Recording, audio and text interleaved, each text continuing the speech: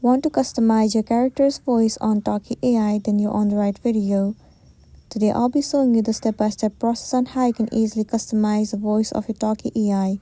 First thing first, move into your application and make sure you are logged into your account. Once you're inside the profile of your Talkie AI, you need to head over to the character that you have made and want to change the voice. Once you're inside the inbox, simply click on their profile at the very top of the screen. Once again, click on Edit right over here.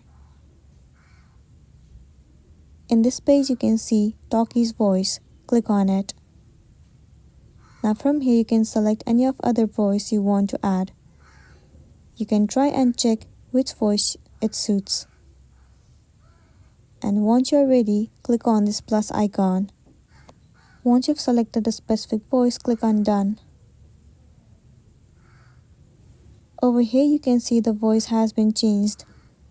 In order to save it, click on Submit at the bottom right corner of the screen. After that, you'll be good to go. So that's the end of the video. If this video really helped you, give it a like and check out our next tutorial. Thank you.